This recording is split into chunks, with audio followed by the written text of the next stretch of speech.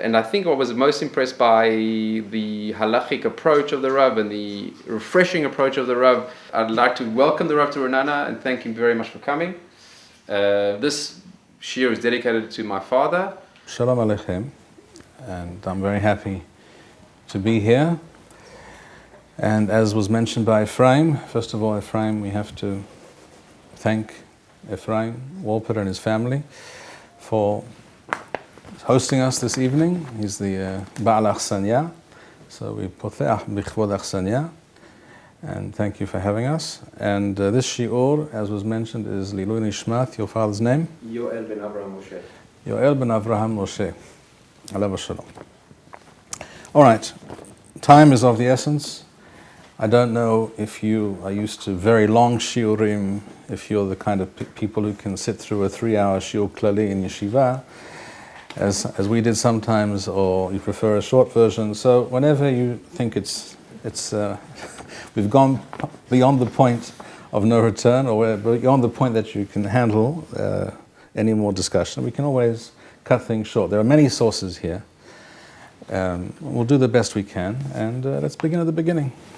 So our topic tonight is the Minhag of not eating Kitniyot on Pesach. Let us begin, therefore, with the following introduction. And this is really a very important point to internalize. We are told in the Torah explicitly that we cannot eat Chametz on Pesach, correct? And that we must eat matzot, at least the first night of Pesach. According to some Rishonim, like the Baal HaMaor, there's actually a miswah to eat matzah all the 7 days of Pesach. The Gra also says this. The simple and obvious question is, what is Chametz? How do we define Chametz? We can't eat Chametz, fine, we accept that, as Hashem told us. Obviously we do what the Torah says. The question is, what is Chametz? How do we know? Who's to say what Chametz is? It's really obvious to us because we know the answer already, but before you know the answer, you really don't know. It says Chametz and you don't know what Chametz is.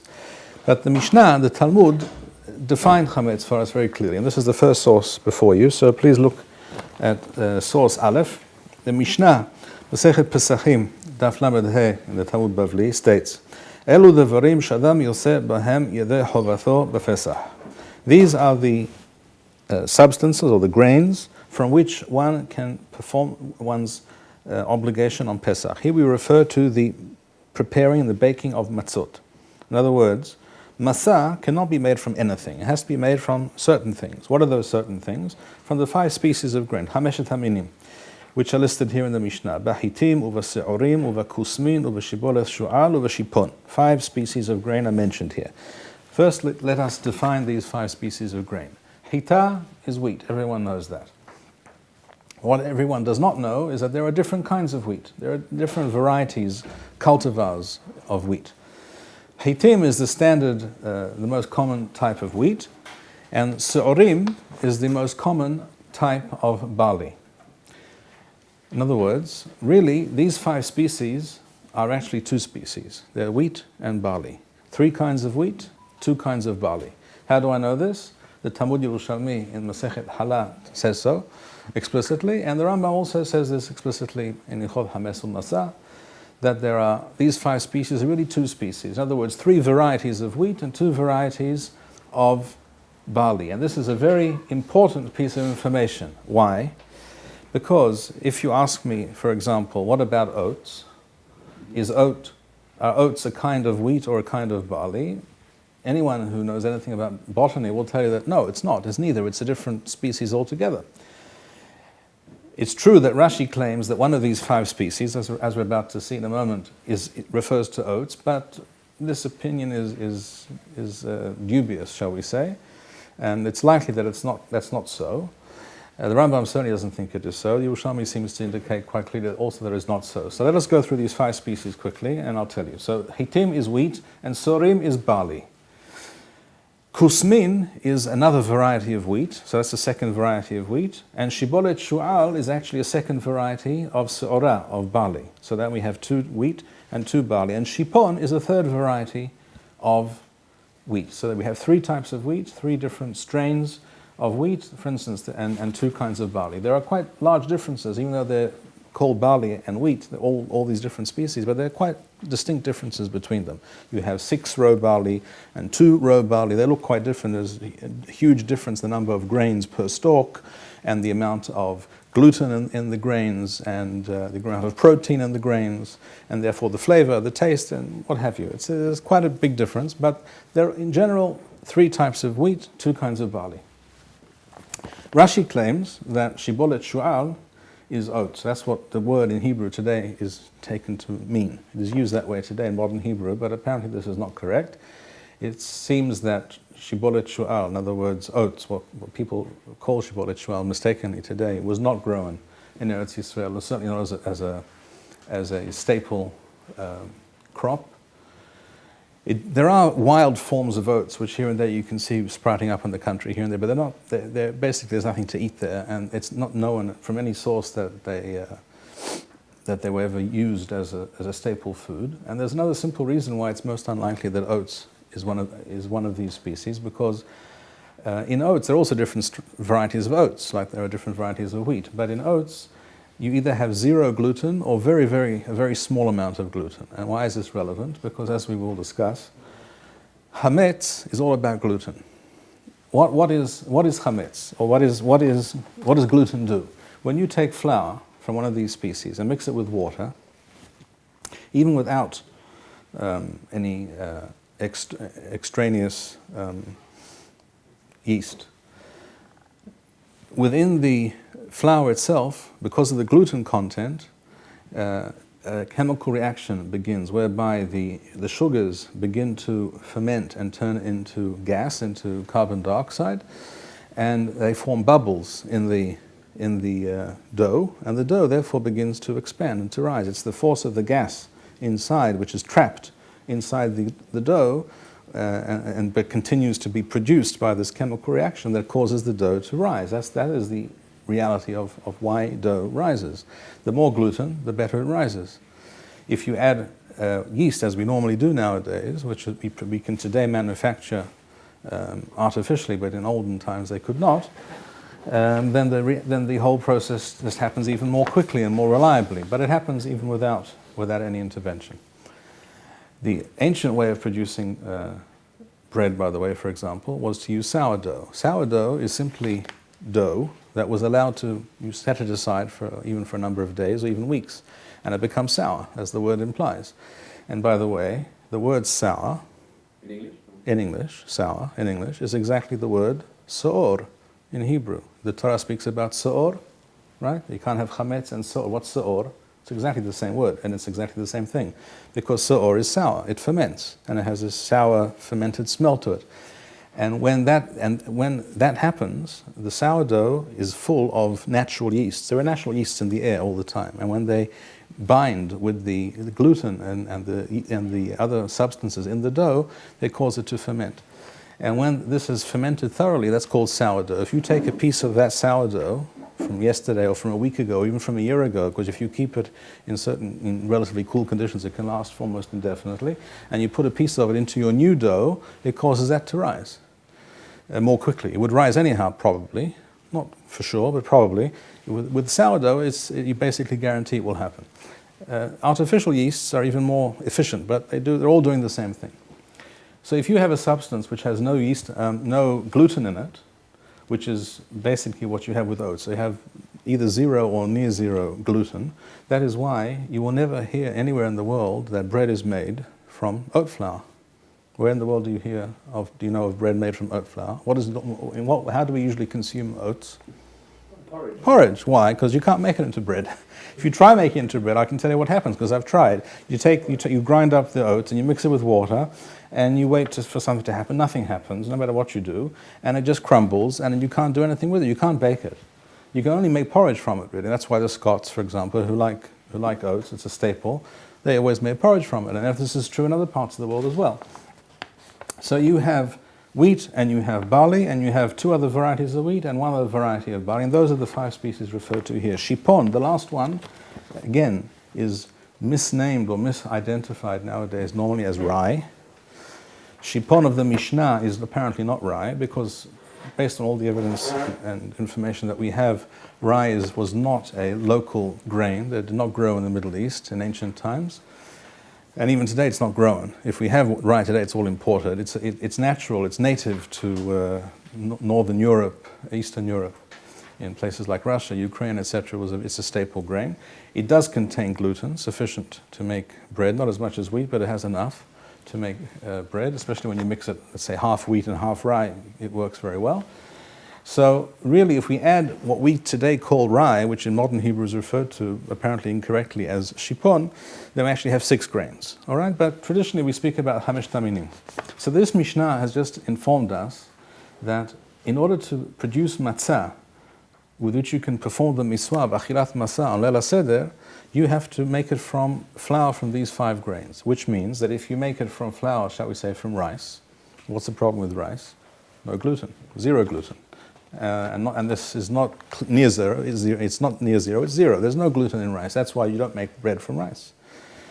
What we do with rice, we cook it, right? Which is what we do with other kitniyot, like beans, lentils, etc. So, as you can also, by the way, you can also cook wheat grains and barley grains. You can do that, and it's perfectly edible, but we usually prefer to make it into bread. But rice can only really be cooked, and it's never made into a bread. That's why the Chinese also don't make it into a bread. They cook rice, and they eat it as is. So that's what the Mishnah tells us, and the Talmud immediately goes on to say, you can follow along with me, this is the first source still, Hane'en, orez v'dohan lo. In other words, these 5 species, you can make matzah from them, but not from rice, orez and dohan. Dohan is millet. Minhag nemile. How do we know this? From where do we know this? Amar Rabbi Shimon ben Lakish, v'chen tana dever Rabbi Ishmael, v'chen tana dever Rabbi Eliezer ben Yaakov. Amar kira lo tochal alo hames, shivat yamim tochal alo masoth lechem oni. The pasuk says, you will not eat hametz for these 7 days, and you shall eat matzah. In other words, the pasuk connects hametz to matzah. And the Chazal say as follows, Devarim habaim lideh himus, adam yoseh bahem yodeh hubato b'matzah. Things that can become chametz, you can make matzah from, and you can become the miswah v'achilat matzah with such things. Yasa'u elu she'en ba'im lideh himus ela lideh sirahon. These species, namely rice and millet, do not become chametz, because as we explained, there's no gluten in them. Therefore, when you make, even if you grind them up and make it into some kind of a dough, mixture, a paste, it doesn't rise because there's no trapped gas inside, because there's no chemical reaction of this type. What will happen eventually under certain conditions, you will have what is described here as by Chazal a sirahon, which literally means a smell, a bad smell, which means that anything which ferments has a powerful aroma, fragrance to it, correct? Whether it's making beer or fermenting grapes, which produce wine, anything or sauerkraut, anything that ferments produces gases which produce a certain unpleasant smell, or not necessarily a smell that people like. So it's referred to as sirahon, but it doesn't rise, and it's not called chametz.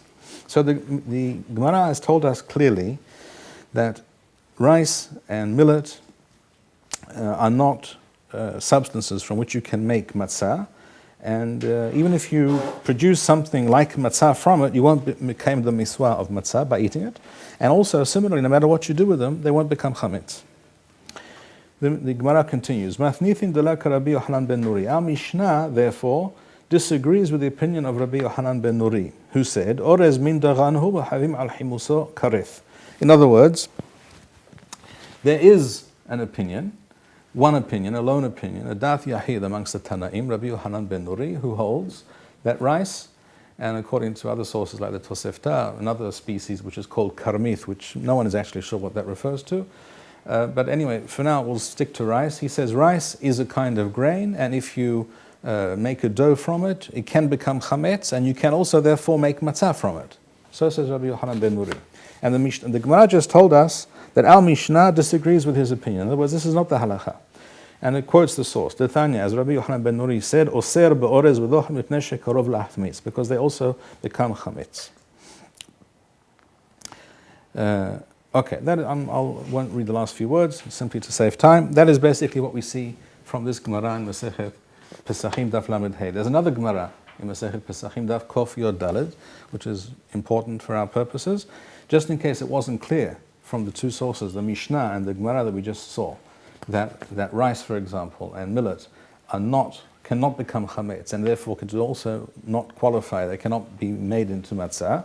The Gemara says so explicitly with regards to Leil Seder. Why with regards to Leil Seder? Because as we know, on the Seder plate, amongst other things, we have two tavshilim, two items. One in place of the Korban Pesach that we do not have currently, unfortunately, and the Korban Chagiga, correct? So what are those two tavshilim? This is only a zecher. It's only to remind us of something that's missing. So there are different opinions in the Gemara what you use for this purpose, to remind you. So Amar Rav Huna, this is source bet, Amar Rav Huna, silka wa aroza. The two species that you place on the Seder plate, according to Rav Huna, are selek, beetroot, and rice, aroza. You place rice on the Seder plate. As it doesn't matter what it is, there's no connection between Korban Pesach or Chagiga and a clump of rice. The connection is that it's something unusual that doesn't belong, that doesn't have any other purpose other than to remind you that something is missing. That's its purpose. According to another view in the Gemara, you use two different kinds of meat. One roasted perhaps and one cooked, again, because it's closer to a korban, but the idea is just to remind you. So according to Rav Huna, you don't have to have meat, you just use two items, selek and oriz. And Rav Asher says, Amar Rav Asher, Shema minad Rav Huna, lef dahayesh lahad Rabbi Yochanan ben Nuri. In other words, from this we see, says Rav Asher, who is the last of the Amoraim, and whose word is very authoritative, he says, from this we see, from the fact that Rav Huna says that on the Seder plate you put rice, that there's no one who relates seriously. In other words, no one takes seriously, halachically speaking, the view of Rabbi Yochanan ben Nuri. In other words, Rabbi Yochanan ben Nuri, who said that rice is a form of grain and can become chametz, this is rejected completely. There's no question about this, there's no argument. I continue immediately without stopping because we have lots to cover, so let us continue. As I said, there is no mahloket about these facts that we've learned so far. Source Gimel is a quote from a book called Halachot Kesuvot, which is reportedly authored by either Rav Yudai Gaon himself or students of Rav Yudai Gaon, which means it goes back about 1300 years. It's a very ancient and very authoritative book of halacha. And he also says what we just said. I'll read it very quickly. He says, Dohan v'chomene kitniyot mutarim. On Pesach you may eat dohan, which is millet, and all kinds of kitnit, all manner of kitnit, which again refers to all things that essentially, what is a kitnit? What's the difference in dagan, grain, and a kitnit? The difference is that, as opposed to, for instance, when we eat, shall we say, a carrot, what are we eating? We're eating the root. The carrot, what we eat in the carrot, they have leaves above the ground. What below the ground is the root, and that's what we eat. So there are things that we eat, what we eat is the root, such as a beetroot. That's why it's called a beetroot, a carrot, etc. There are things that we eat where we eat the leaves, lettuce, celery, etc. Correct? We don't eat the root, we eat the leaves. And there are things, what we eat is actually the seed.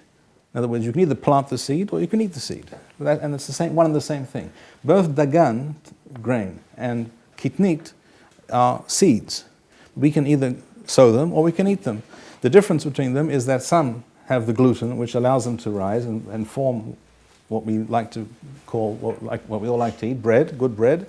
And the others are cooked because they don't have that property. So Rav Yudai Gaon, Halachot Kesuvot, writes, you can eat all manner of kitnit on Pesach, even if they were soaked in water, afilu nishru b'mayim mutarim, etc. Aval hameshet minim asurim, the 5 species of grain, they are asur and they are hayav b'chala. If you make bread with these species of grain, you have to take chala. If you make some kind of a dough or something from rice flour, shall we say, you're not hayav b'chala.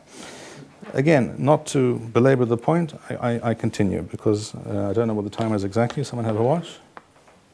20 to 9. 20 to 9, okay. And again, just to sum up what we've learned, we'll read the Rambam. Source Daled. Rambam writes, En asur mishum chametz b'Pesach ela hameshet minei dagan bilvad. Only the 5 species produce chametz, and they are asur on Pesach. What are these 2? He says, Hem shnei minei chitim. Oh, I'm sorry, it's the other way around. I said 3, I got confused. It says 2 types of chitim, and 3 shehen achitava kusemet. Kusemet, by the way, is kusmin. It's not it's another incorrect use of the term. Often nowadays, the word kusemet refers to buckwheat. You know what buckwheat is? It's not what's being referred to here. It's something else altogether. It's a better term perhaps is kusmin, which is it's another form of wheat. It's another variety of wheat. שני מיני חיטים, חיטה קוסמת ושלושה מיני עשורים, שעורה, שיבולת, שועל, and שיפון. אבל הקטניות, but anything which is not these 5 species, all other things, כגון אורז ודוחן ופולים and עדשים, that is rice, millet, beans, lentils, וכיוצא בהם, אין בהם משום חמץ. אלא אפילו לש קמח אורז וכיוצא בהם ברותחים. Even if you take rice flour and make it into a dough, and with warm water, and cover it with shmatas, with clothing, with something to keep it warm, to retain the heat, in order to allow it to rise, what you end up with is not a real dough which has risen, but something which he says ends chimutz ela sirachon. In other words, there will be a certain fermentation which happens with many things. You can ferment many things after all. You can ferment milk. What is yogurt? Fermented milk, correct? That doesn't mean it's chametz. It's just fermented. So not everything that ferments is chametz. Chametz is something which fermented, true, but not everything that ferments is chametz. Now you may say, well, that's all very well and fine. The Rambam was a Sfaradi, and we all know the Sfaradim eat Kitniyot on Pesach. So what does this prove? Well, first of all, we're not trying to prove anything. We're just trying to learn and understand the sources and understand what the Torah wants from us and what the Chachamim told us and instructed us. And the Rambam just summed up the halakha as we saw it in the Mishnah, in the Talmud, and there's, as we said, no discussion, no argument about this. But now we'll begin to look at some Ashkenazi poskim, because we know that for many centuries now, probably at least 6 centuries, the Ashkenazim, by and large, have not been eating Kitniyot on Pesach. But this was not always the case. The Rosh, Rabbeinu Asher, one of the greatest of the Rishonim, one of the 3 Rishonim on which on whom the Beth Yosef based his Beth Yosef and the Shulchan Aruch, the Rambam, the Rif, and the Rosh, he was an Ashkenazi. He was born in Germany, Ashkenaz. It's true that at some point in his life, when he was about middle-aged, he had to flee from Germany, and he arrived in Spain, where he spent the rest of his life, because he was about to be, he got word that he was about to be arrested by the authorities, to be held for ransom, to extort money from the Jewish community, as they had done to his Rav, Maharam Mirotenburg, Rabbeinu Meir Baruch Mirotenburg. They did exactly the same thing to his Rav, and he was kept in a dungeon for many years, and he told the Jews, do not pay the ransom, because it's against halakha to pay ransom, exorbitant ransom. And he died in jail. And eventually, after many years, the Jews couldn't take it any longer. He wasn't even buried properly, and they coughed up a lot of money in order to be able to bury him. And the Rosh got word that this was about to be done to him as well. Obviously, the local duke or something needed some money to cover his overdraft or something. This is how things worked. So he, in the middle of the night, literally ran off to Spain, and he and all his family. So it's true that he lived some part of his life in Spain, but he was an Ashkenazi through and through. And it even comes out in some of his writings. He's very proud of his Ashkenazi background and learning, etc. The Ashkenazim considered themselves at that time, and with good reason, to be the leading Torah scholars of the time. And so there's no question that he was a proud and thoroughly through and through Ashkenazi. And he writes, on the basis of what we've learned so far, he writes as follows. This is source Hey, the bottom of page 1. The halakha is not like Rabbi Yochanan ben Nuri with regards to rice, etc. And therefore he says, anything which is not from the 5 species, it cannot become hametz.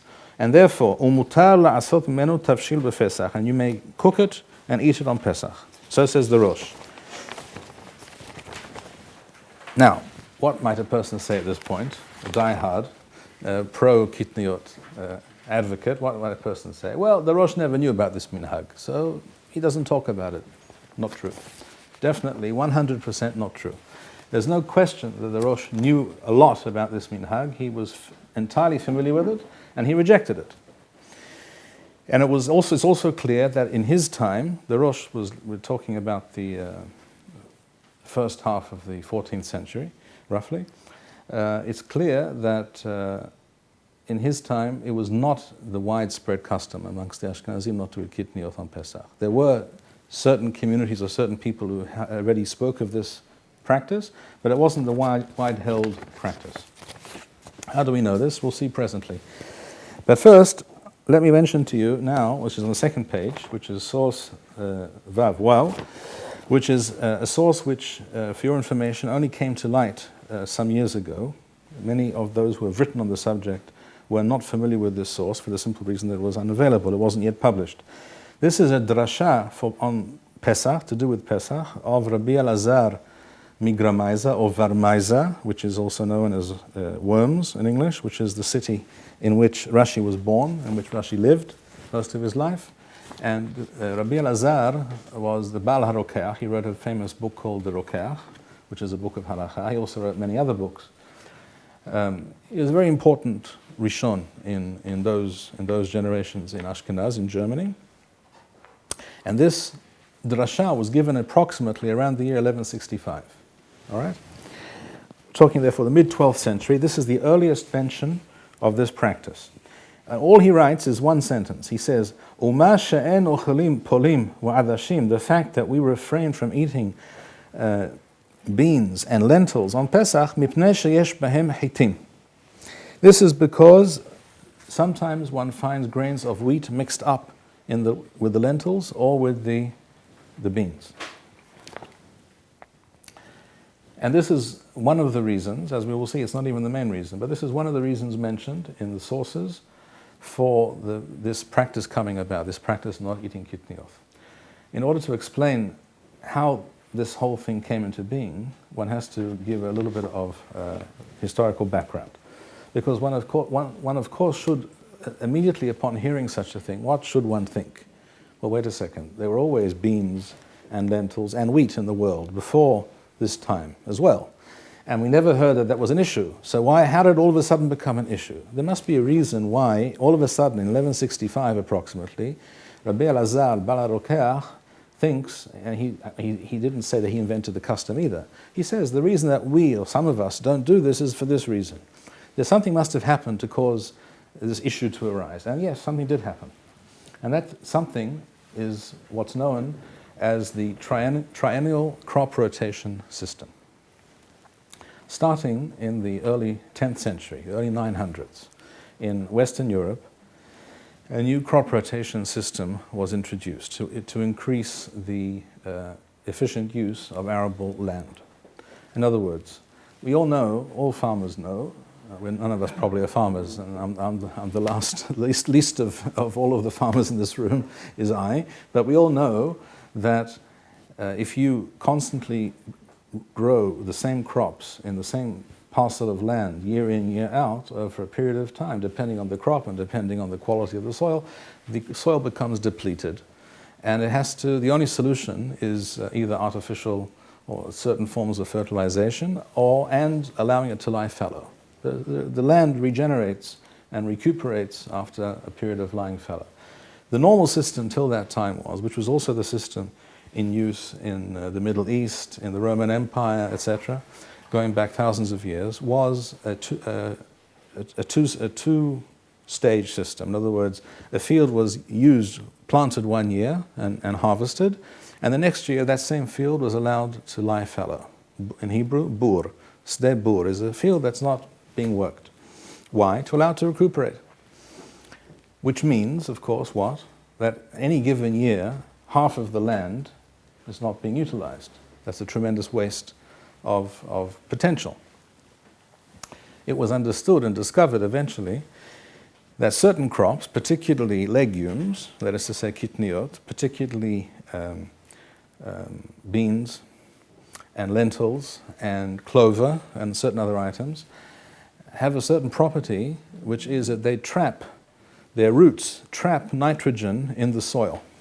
When you grow these crops in a certain field, they actually improve the quality of the soil. They don't deplete it as other crops do. They actually are a natural form of regeneration of the soil. So it was understood and discovered that what you can do is have a triennial crop rotation system. In other words, you would have a certain field would be used one year to grow wheat, shall we say. The next year, the same field would be used to grow lentils, shall we say, or beans, and then 1 year would be allowed to lie fallow, which means only in any given year, only a third of the land is lying fallow, not a half. That's a big improvement. That system was later improved further, so you don't have to allow it to lie fallow at all. But that came centuries later. At this point, in the early Middle Ages, in Western Europe, this system was developed. What that means is that we have what we call what's referred to in the Torah already as a safiyah. Safiyah is what sprouts from the ground autonomously. In other words, when you harvest wheat, shall we say, some of the grains here and there fall onto the ground, and you don't get to pick them all up. They're very small, and no one has the time to bother with every single grain. So when you harvest wheat, shall we say, a certain number of grains will end up, will somehow fall off the stalk, and the husk will somehow separate, and it will bury itself in the earth. And all of a sudden, next year, you'll have a few stalks of wheat popping up in the field of their own volition. That's called in Hebrew a safiyah, and that happens. That's a reality. If the next year, based on the triennial system that we just mentioned, which is what you have, by the way, here in this source, I quoted from the only edition of this drasha for Pesach of Rabbeinu Elazar Bala Rokeach, which was only published some years ago by a certain Professor Simcha Immanuel, as it says here. He also explains what I just explained to you now about the crop rotation and why this became an issue, particularly from about the year 950 onwards. What happens, therefore, is the next year, if you use that same field that last year was used to grow wheat, and now it was used to grow lentils, when you harvest your lentils, there will be probably, quite likely, a few stalks here and there of wheat in the crop. And when you harvest everything together, you're not too careful, you don't have any reason, shall we say, not to harvest the stalks of wheat that are there, you'll end up with some grains of wheat in your lentil crop or in your bean crop. True, it's quite possible. This is the historical and agricultural reality that led to according to the Bala Rokeach, to the Minhag of not eating Kitniyot. Because the reality is, if you take a kilo of lentils, if you don't check them carefully, because if you do check them, it's easy to discover where the grains of wheat are, because a grain of wheat does not look like a lentil, and it doesn't look like a bean, and it's very easy to tell apart. But if you don't bother, and you may not bother, especially if you don't know to look for the problem, then you may cook them on Pesach, and you may have some grains of wheat in your pot of lentils, and that's a problem, correct? Sure, it is a problem. According to this explanation, or this source, which is the earlier source that mentions this minhag, this is the reason for the minhag of not eating Kitniyot on Pesach, which also means, therefore, that in other parts of the world where this crop rotation system was not in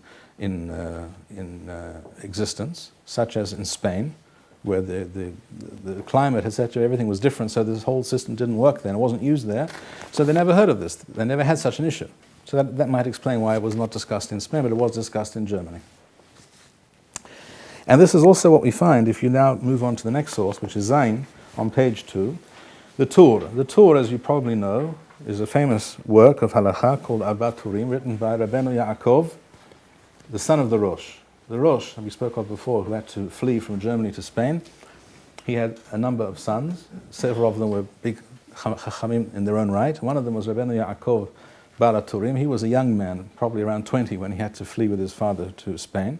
So he actually spent most of his life in Spain. But he's also an Ashkenazi. He knew all about Minhag Ashkenaz, and he describes them all the time throughout his book. And he writes as follows. He quotes the Mishnah that we learned already, that only the 5 species of grain can become Chametz, and therefore you cannot make matzah from other species such as rice. And then he goes on to say, the last 2 lines of source Zayin, V'yesh oserim le'echol orez, there are those who say that you should not eat rice, v'chol minei kitniyot b'tavshil, that you should not eat any kind of cooked kitnit on Pesach. Why? Lefi sheminei hitim mit'arvim bahem, because you can find types of wheat mixed in with them sometimes, which is exactly the same claim that we heard above. This is about 200 years later. Okay, the Bala Turim is writing this in the second half of the 14th century. The Bala Rokeach was speaking in the second half of the 12th century. But you hear exactly the same claim, and this also fits in geographically, because they're both from Germany, from Ashkenaz. The Bala Rokach lived and functioned and taught and studied and died in Ashkenaz in Germany.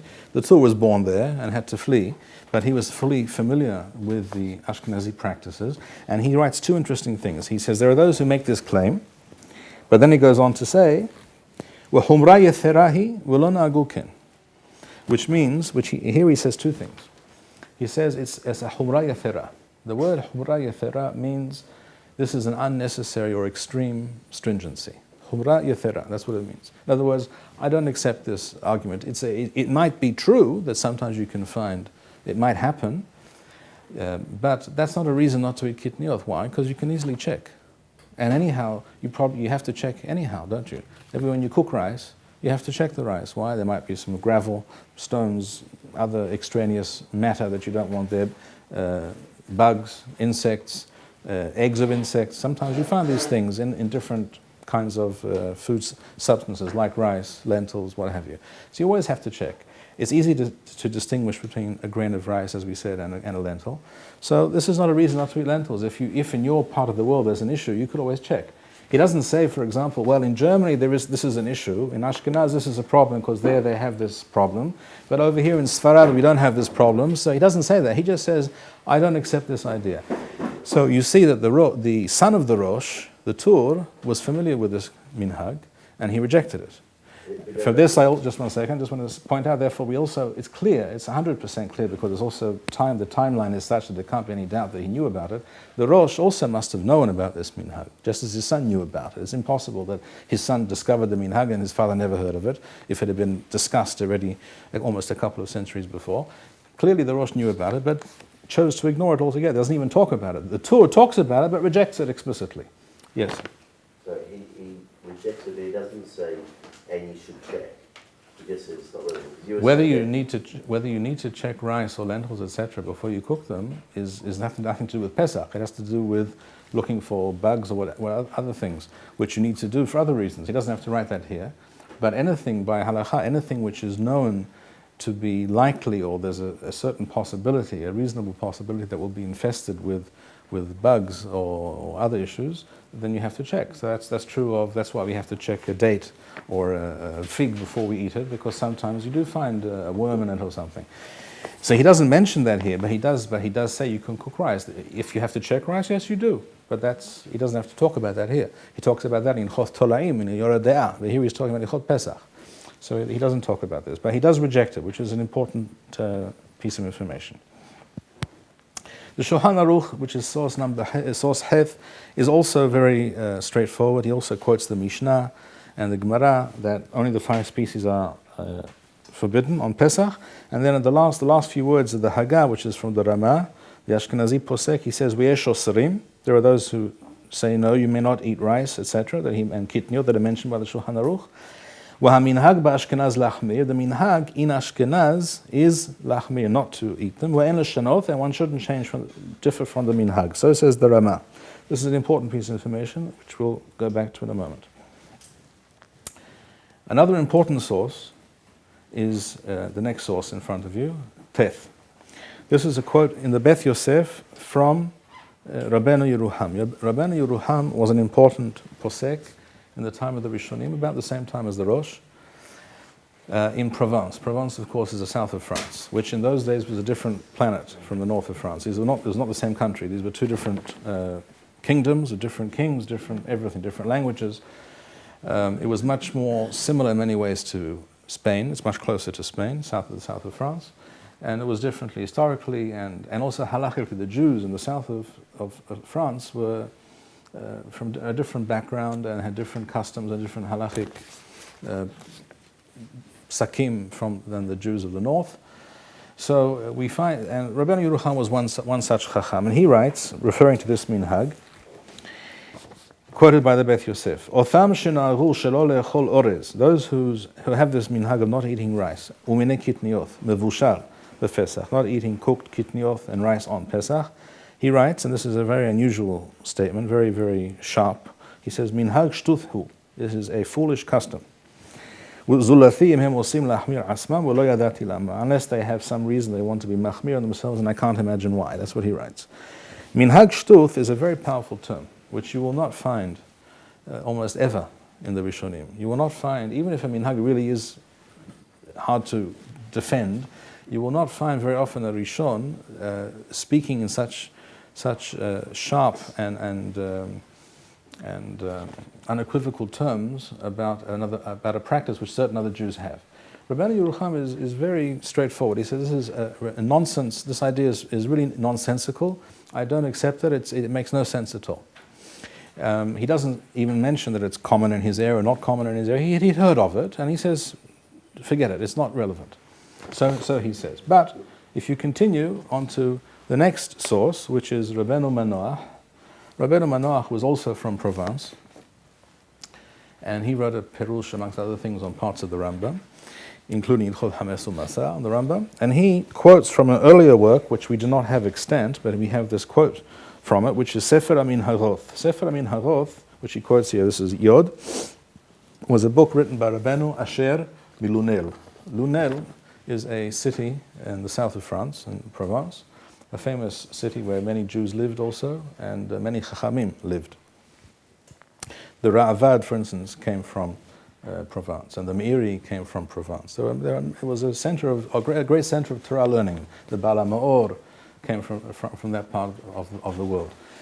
Rabbeinu Manoach writes as follows, and he quotes here from Sefer Minhag, which was written by Rabbeinu Asher Milunel, who we know passed away approximately the year 1215. So this is actually the second earliest source that we have that mentions this practice.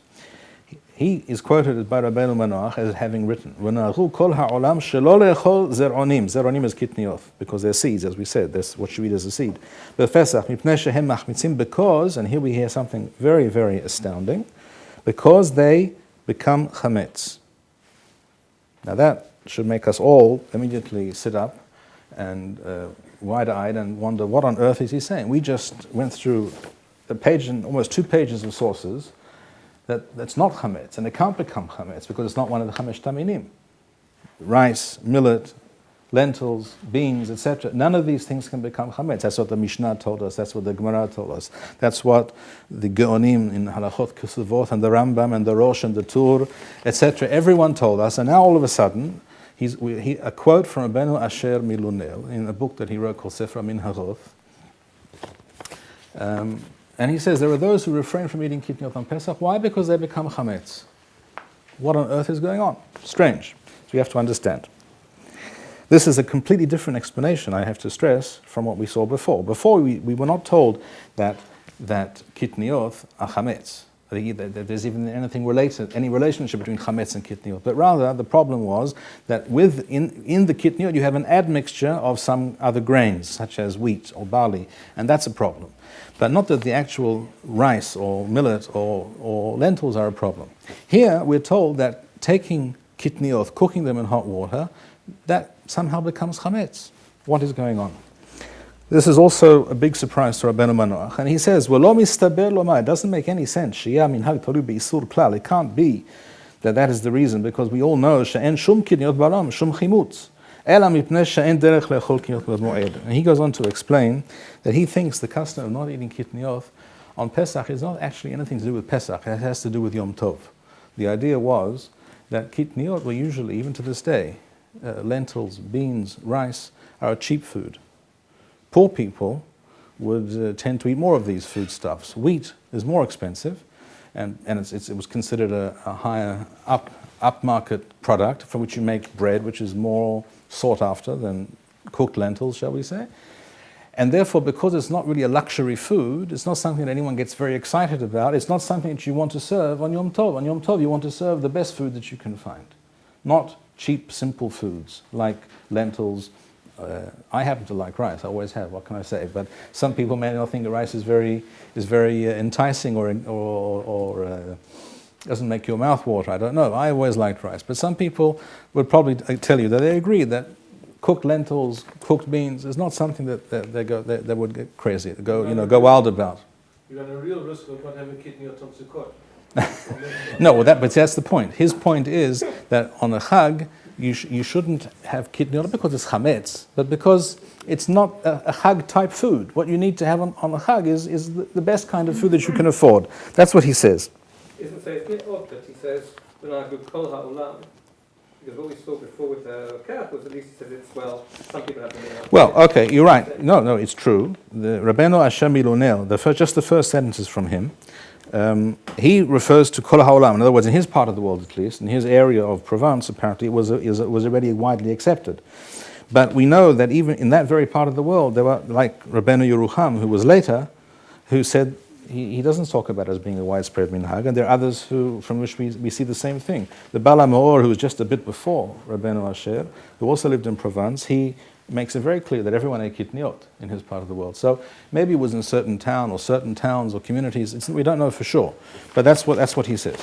At any rate, Rabbeinu Manoach is so taken aback by this statement that he says it can't be because of the issue of Chametz. There's no issue of Chametz in Kitniyot. Everyone knows that. It must be that people refrain from cooking and eating Kitniyot on Pesach for the same reason they would refrain from doing so on Sukkot, which is that it's not a Chag food, it's a simple food. It's for regular days of the year.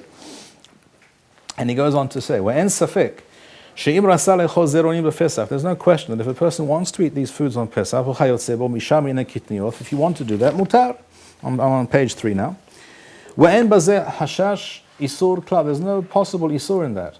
Wa'afal pishin agu, and he says something very important here. He says even though it is a custom where many people do not eat, where people refrain from eating these things, nevertheless, if you want to, you may do so. Just because so-and-so chooses not to doesn't mean that you cannot do so. So he says, Afal pishin agu, and he gives a reason for this. He says, Daha amrenan b'Yerushalmi, perek makom shenagu, kol davar shemutar, v'to'ebo be'isur, nish'al, umatirim lo. This is a famous statement in the Talmud Yerushalmi, the 5th chapter of Masechet Pesachim, and it says there as follows. If a person has a minhag to refrain from doing something, in this case, for example, eating beans or rice on Pesach, because he believed, or it was told to him, it was explained to him that this is asur because it's chametz, and he refrained from doing so for many years, and then he discovers that he was misled, and it's not so, and his whole minhag, his custom was based on this ta'uth, on a mistake, on misinformation, then there's no issue of, this is not therefore real minhag, says the Yerushalmi. You don't need to go to a Rav and you don't have to ask to do hatarat nedarim, or there's no question to be asked. If you were misled, it was based on incorrect information, there is no minhag. You were misled, you were living under, you were acting in such a fashion under false pretenses or based on misinformation, now you can forget about it. That's what the Yerushalmi says. So Rabbeinu Manoach says, because he quoted initially, as you recall, from Rabbeinu Asher Milonel, from Sefer Minhagot. The first line that he quoted was from there. He said, there are those who, many people, Kol Ha'olam, don't eat Kitniyot on Pesach. Why? Mipnei she'em machmitzim, because they become chametz, which we know is not true. So Rabbeinu Manoach says, if people are not eating it because they think it's chametz, that's a mistake. They've been misled or they've become confused. And there's no minhag in this. And therefore, if you want to eat them, you may. So he says. The next source is really the clincher, I would say. That is to say, in terms of understanding where this minhag apparently really does come from. It's true that we went through together the sources from the Bala Rokeach from Germany in the mid-12th century, where he says the reason for not eating kitniyot is because of the admixture of wheat or barley in the other crops. And that's the reason mentioned by the Tur, who rejects the minhag, but he mentions that reason. But the other reason that we find in the Rishonim is this reason here, the reason that we found now and a moment ago in the quote from Rabbeinu Asher Milonel, who was quoted by Rabbeinu Manoach, who said there are those who do not eat kitniyot. Why? Because they believe it is a form of chametz. And now we hear this explicitly in the words of Maharam Rabbeinu Moshe Halua. He was a student, a Talmid of the Rashba. The Rashba, Shlomo ben Adereth, one of the greatest of the Rishonim, was in Barcelona, in Spain. And he writes in his Chidushim on Masechet Pesachim as follows. وَحَخْمَيَ الصَّرْفَتِيم أَمَرُوا. The Chachamim in France say, and note, well, it says France, he specifies France, not Ashkenaz. These were two different countries. It's true that the Jews in Ashkenaz and the Jews in Tzorfat were much closer in terms of their halachic practices and nusach tfilah than, let's say, as opposed to the Jews in Spain. But it's not the same thing. Tzorfat is Tzorfat and Ashkenaz is Ashkenaz. He specifically mentions the Tzorfatim. He says, there are those who say, "Midalama ma'et ela haneh shebaini lesirahon shema'mina deshar minim asurim." From the fact that the Gemara specifically says orez and dochan, rice and millet, are not chametz, from this you can understand that other types of foods, substances, can become chametz, even though they're not one of the chamesh taminim. So they wish to claim, which is a strange claim, but that's what it says. Uchlal nothanu ledivrahim, and they gave the following rule of thumb. Now read this carefully together with me, and you'll see how illuminating this is if you understand what it says. It says, Kol shenithpah bevishulo asur levashalo b'Pesach. Anything which increases in size, which expands when cooked, it's asur to cook on Pesach. Diksat hametz yeshbo, because there is a minor form of chametz. Ulefichach asru tavshil haorez wa tavshil hazeronim, and that is why it is asur to eat rice and other types of zeronim, that is to say, kitniyot. And then Maram Halwa, rejects this whole idea out of hand. But the very same idea is mentioned again by the Ritba. The Ritba was exactly the same generation as the Maram Halwa. In other words, the Chacham, the Ritba, and Yud Bet is the same generation as Maram Halwa and Yud Aleph. He was also in Spain. He was a Talmid of the Ra'ah, Rabbeinu Aaron Halevi from Barcelona, who was a colleague of the Rashba. And he also writes the same thing. He says, Yesh pirshu, this is the first line in the middle, Yesh pirshu dahachi kamar, she'enam ba'im lidei himutz gamur. These substances, such as rice, etc., and lentils, do not become real chametz that you chayav karet for, ela lidei nukshe, but it's a secondary kind of chametz. Nukshe is a term which means a secondary minor form of chametz. Wa'ika alayu, for example, what is another example of nukshe? You probably know that you can make quite a powerful kind of glue for plastering notices, paper posters on a billboard by mixing flour and water. You probably know this, right? It becomes very sticky. Now that's chametz. It's flour and water, but it's a glue. It's made in a certain way. It's not something you would eat, right? So if you eat such a thing, you won't die from it, but no one would choose to eat such a thing. It's not normal chametz. It's not edible chametz, really. It's sort of semi-edible. Such chametz is called nukshe. In other words, it's a kind of semi-edible, non-standard kind of chametz. So technically it's chametz because there's flour here and there's water here, but it's nothing you would ever eat. That's called nukshe. In the same way, says the Ritba, there are those who say that when you cook things like rice or lentils, that's a form of nukshe chametz, which is not the real full-blown kind of chametz, but it's a minor secondary form of chametz. So you're allowed to not like nukshe? I mean, No. You're not allowed to eat nukshe, but if you do, you're not chayav karet. Exactly. It's a minor form of. You're not allowed lechatchila to eat such a thing, but if you did, you're not chayav karet because it's not normal edible chametz. And it doesn't mention why is in the first case nukshe? I mean, it's not chametz. Sorry? It's a bal tosifia. There's no chametz there. No, why? You say nukshe, it's going on other things which aren't. No, nukshe is something based on something from the 5 species of grain, but it's something which for instance, also a certain kind of starch was produced from wheat, for example, which was used in the washing of clothes and the ironing of clothes in ancient times as well. Okay, it's a kind of amilan, starch, which comes from one source of starch is from grains such as wheat. So again, it's chametz nukshe because it comes from that source, but it's not something that a normal person eats. So that's called chametz nukshe. If you eat such a thing, you're not chayav karet. But lechatchila, you don't eat such a thing on Pesach. The chidush here. And we hear this now we've heard this now from 3 sources. We heard it in the name of Rabbeinu Asher Milunel, quoted by Rabbeinu Manoach, who said there are those who say we don't eat these things, these kitniyot, because they become chametz.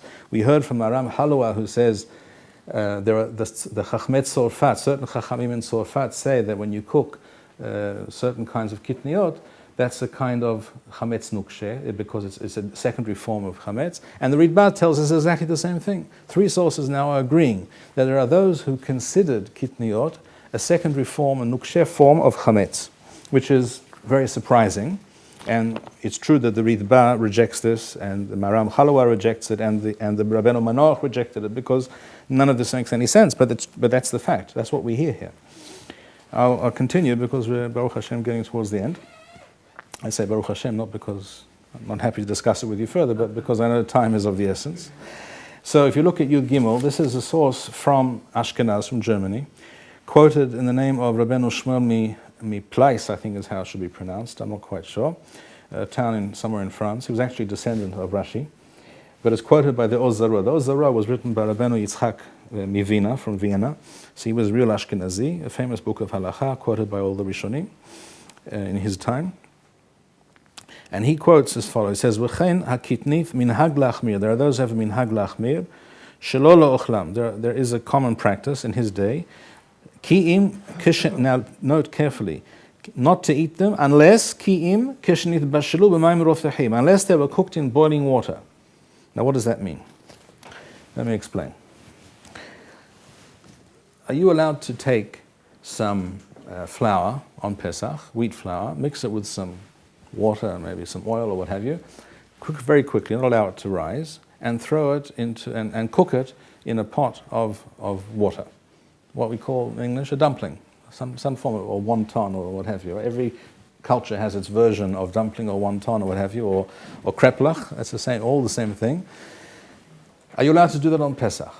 The halacha is that yes, but yes, technically you can do it, because if the water is mamash boiling, it's really roiling and boiling away. If you throw the chametz, the dough, it's not chametz yet because it hasn't risen, you put it straight into the boiling water, it's okay. Why? Because the intense heat prevents the process of chimutz, the fermentation. And this is a chemical fact, by the way. The chemical fact is, and this is mentioned in the English language article, and one of the footnotes, I believe, in terms of the chemical reality of what goes on inside a dough, beyond a certain temperature, the yeast ceases to be very effective, and above 60 degrees centigrade, yeast dies. So any temperature above 60 degrees centigrade, nothing's going to happen. It's not going to become chametz no matter what you do. So therefore, when you put it into boiling water directly, it can't become chametz. It cooks immediately, but it won't become chametz. If the water, on the other hand, was not boiling, it was warm, you were beginning to warm up the water, it was already, let's say, sort of warmish, and you put the dumplings or the kreplach, whatever, into the water, and now it started 5 minutes later to boil. In the interim, it could have become chametz, because until it got to that point when the yeast is shut down by the intense heat. Just 1 second. That is the halacha. Because of this problem of people perhaps putting their kreplach dumplings, wontons, etc. into the pot of water before it's really boiling, therefore the Geonim in Bavel said not to prepare these things on Pesach, because who knows, not everyone knows exactly how to do it, they don't know the halacha, they won't be careful about making sure the water is really boiling, so they won't do it. The point here is that certain things, such as a dumpling, which is made of real wheat flour, can become chametz, but if they're put directly into boiling water, they won't become chametz. And that's the essential halacha, but minhag is not to do so on Pesach, as we explained. Here we just read now in source Yod Gimel, he says the practice is not to eat kitniyot unless they were put directly into boiling water. What does that tell you? It's going to That whoever has this idea, whoever makes such a claim, that unless the kitniyot, such as beans, lentils, what have you, are placed directly into water that's really boiling, unless you do so, it will become chametz. That tells you that they relate to these substances as something that can become, maybe not real chametz, but chametz nukshes, a secondary form of chametz. In other words, we see this is a fourth source now, that tells us that there was a view, and we don't know where this view came from yet, I will suggest something in a moment. There was a view that kitniyot have this status of secondary, minor form of chametz, unless placed directly into boiling water, which is not always the case. Very often we cook rice by putting the rice into the water and then starting to heat it up, correct? And then it takes a while until the water begins to boil, which is different from throwing the rice directly into boiling water. So that's the difference. He says if you take rice or beans and you throw them directly into boiling water, it's okay. But we're not sure everyone will do that. So the minhag is not to cook these things on Pesach. That tells us that we're talking about a position which holds that kitniyot have this secondary status, this status of chametz nukshe, which is something which is a big surprise because it contradicts everything that the Mishnah, the Gemara, and all the ancient sources tell us. And there's one more source that tells us exactly the same thing, which is Yud Daled, which is now 5 sources. Now when you have 5 sources from the Rishonim that tell you all exactly the same thing, then you know you're onto something. There has to be something behind this. It can't be they're all dreamt this up in the middle of the night without any basis in what people were saying or certain maybe Chachamim said. It's hard to know, but this is the fact. If you look in Yud Daled, which is Rabbeinu Peretz or Rabbeinu Yitzchak Mikorvel, it's not even clear who made this statement. It's either one or the other. It doesn't matter now. It's a separate discussion. Who made this statement? It's quoted in the footnote to the Smak, the Sefer Miswaf Katan. If you read, you'll see the big words, the words that I spread out, expanded. Kim Dumeh, the second line. Kim Dumeh sheshamati al polim. I recall hearing with regards to beans. Shelo levashlam b'Pesach, not to cook them on Pesach. Ki im b'mayim rothchim mitchilat natinatam baktira, unless they were placed into water that was boiling at the moment and then was placed into the pot. Exactly the same idea. Again, we see from this that there was such an idea out there. There clearly was such an idea out there. He goes on to say, because it seems to him so strange and so impossible, that Rabbeinu Peretz or Rabbeinu Yitzchak Mikorvel goes on to say that I don't think that's the reason. I think the reason is something else. And he gives another explanation, which is the third explanation that we find in the sources for this Minhag of Kitniyot, and that is as follows. He says, as we said before, when you take wheat or barley grains, what can you do with them? You can either grind them up and make them into flour, and then make them into a dough, and then bake them into bread. Or you can take the grains as are, or you can crack them into smaller pieces, cracked wheat, bulgur, etc., and cook it in boiling water, right? And it's like rice, or it's a dish, a cooked dish.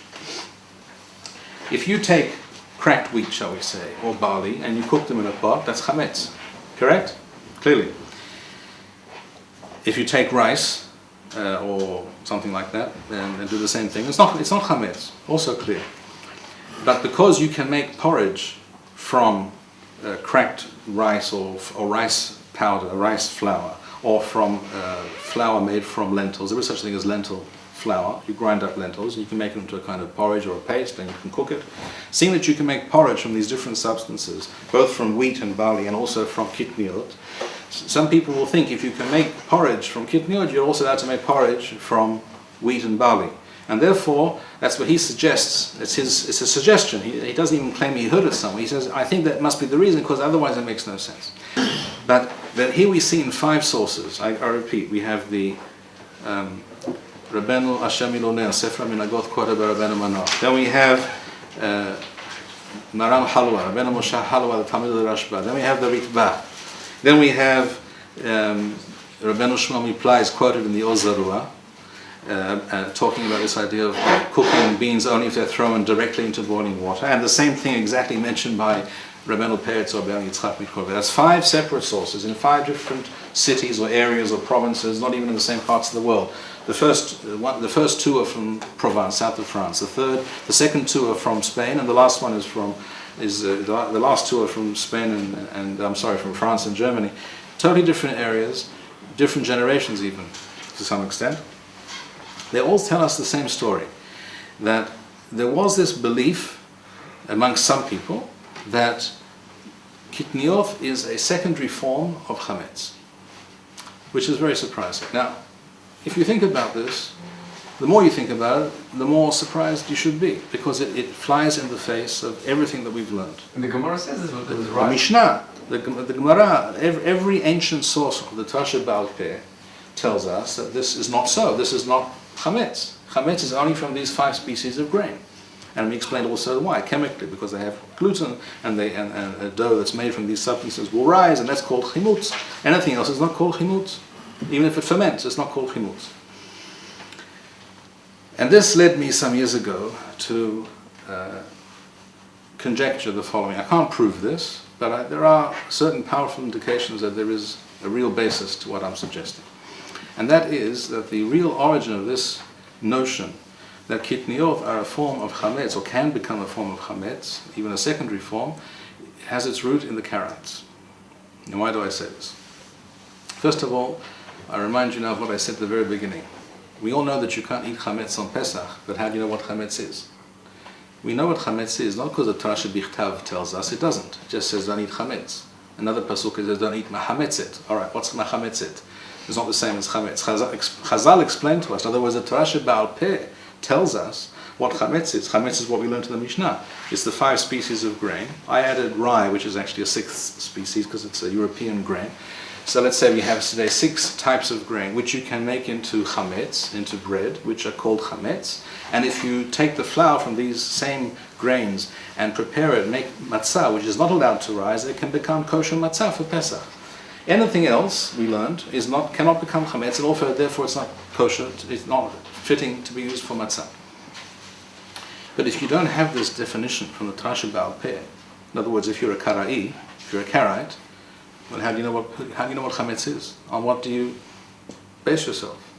And we know that on many issues of halacha, the Karaites did not have any firm tradition or definition about many things. There were many discussions amongst them. Now, I have here a source.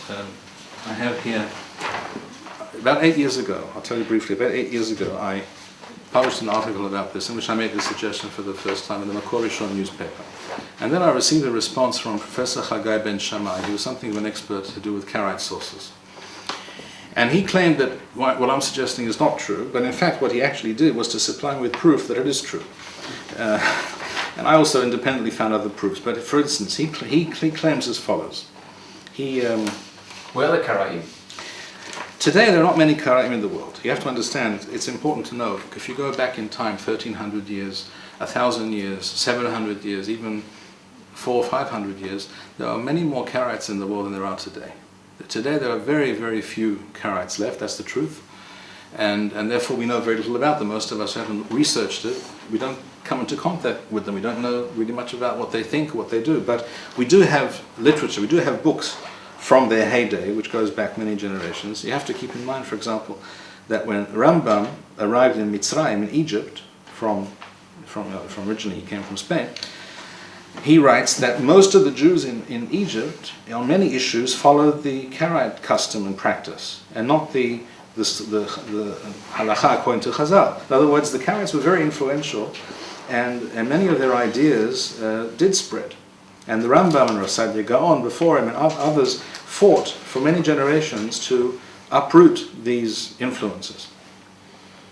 He mentions here, for example, as follows.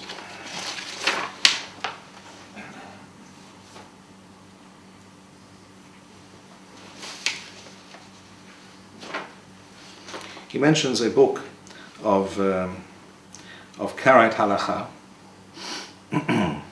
from the beginning of the 11th century by a chacham, a Karaite chacham called Levi ben Yefef. And in this book he speaks about mahametzet, and which he describes as being things which are not bread, and he gives 2 examples. One example is something which is described here as being fermented or pickled vegetables, yirakot kivushim, and what we call in Hebrew chamutzim, because they're chametz. Don't laugh, it's true. Some people don't eat that, right? They eat vinegar for that. And that's exactly why. And it comes from the Karaites, because the Karaites didn't really confuse, because the word chametz does come from chamutz, because that which ferments has a sour taste and a sour also odor to it. And things which are pickled produce the same kind of gases and air and smell. And another example he gives, surprisingly, is, wait for it, coffee beans. If you're talking about beans, then why is coffee okay? If beans are not allowed on Pesach, then please explain why you can drink coffee on Pesach. It's as much a bean as any other bean. Or wine that's fermented. Sorry? By Wine. definition, Well, if you consider wine because it's fermented, then you could reach that unusual and irrational conclusion as well. You're right, and you could also reach the conclusion that yogurt is asur on Pesach. And don't laugh. There were Karaites in Egypt till recent times who did not eat yogurt on Pesach. Any form of fermented milk was considered machmetzet, a form of chametz. You don't eat on that on Pesach. Just one second. So you hear a source from the 11th century, which is actually before any of the sources that we quoted. The earliest was from the 12th century, 1165, but that was actually not for the reason because it's considered a secondary form of chametz. There it was because we were told there was the admixture of grains. But those who speak about the possibility of Kitniyot being a kind of chametz, a secondary type of chametz, they are all starting from the 13th century. The earliest mention, at least, is from the 13th century. The fact, therefore, that amongst the Karaim, we hear already in the 11th century that there is such an idea out there amongst the Karaim that things which are pickled or coffee beans are a kind of chametz, that tells us something. That tells us that amongst the Karaim they had some very strange definitions of what chametz could be. Furthermore, another example given here, he brings another book.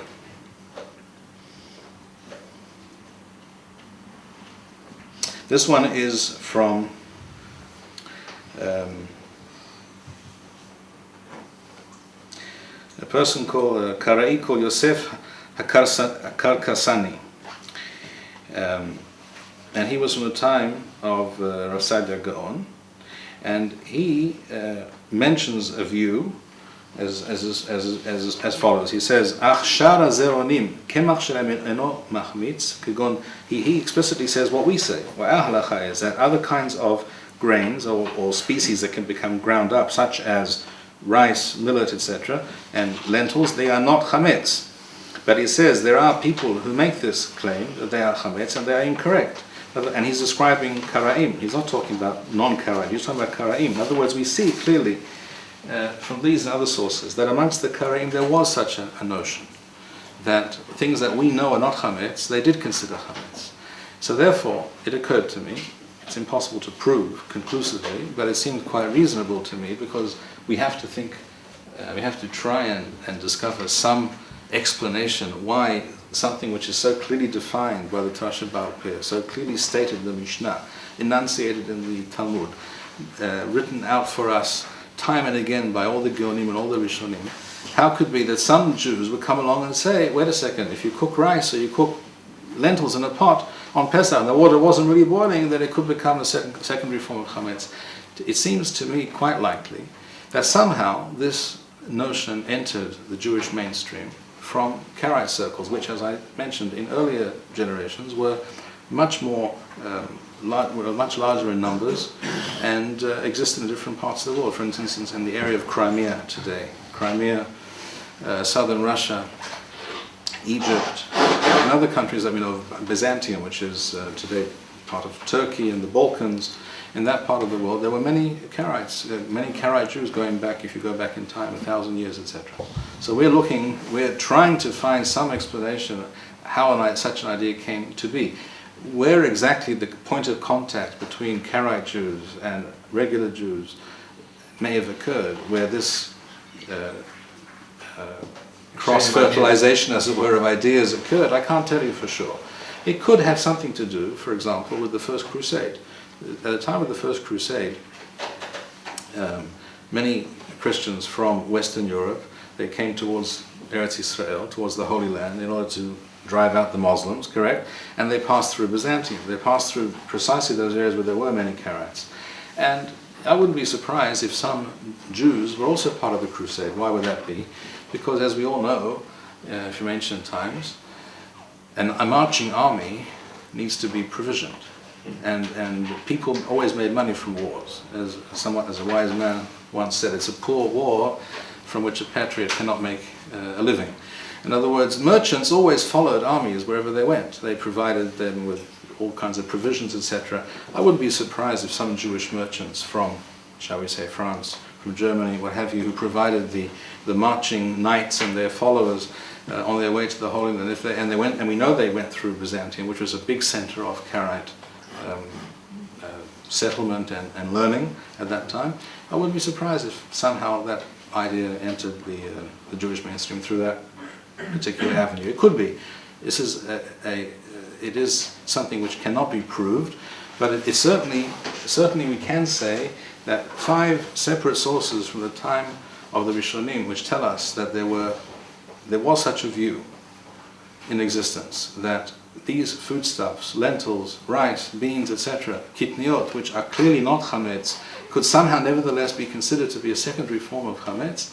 This cannot be without some substance, without some basis in historical reality. And this is at least a possible suggestion. Yes? Isn't it just simply to say that the Minhag started, as the Kurd said, because of the crop rotation system, And then these other Rishonim, they looked at the issue, they saw what people were doing, they weren't doing it. They weren't aware of the crop rotation system. In their places, there was no cases whereby real chametz got mixed up with kitniyot. And therefore they had to come up with some kind of logical reason as to why it should happen. So therefore they came up with these theories. But the theories, as we know, they're not grounded in reality, but they had to come up with something, and since they didn't know about the crop rotation system, that was the reason they came to. I would be willing to accept that possibility. It's also a possibility. In that case, however, there's only one real reason left why certain people in certain communities began to refrain from eating kitniyot on Pesach. And that was the problem of the admixture, which was a corollary or a result of the crop rotation, the new system of crop rotation. If that's true, then we see that the Rosh and the Tur, Ashkenazim, and we also see in the Mordechai, I haven't quoted it here, but the Mordechai and other Rishonim from that time, from that place, who were familiar with this minhag and lived in an area where crop rotation was practiced, all reject this minhag. So then you have to conclude that it's a minhag, a custom which is really without any real justification. It's certainly today, it's not true, and it hasn't been true for hundreds of years, I think, that if you buy a quantity of lentils, you're lucky to find grains of wheat in them. As it so happens, I admit in my many sins today, I cooked a pot of rice with lentils in it, and I looked at the lentils before I put them in the pot, and there was not one single grain of rice, of wheat or barley there.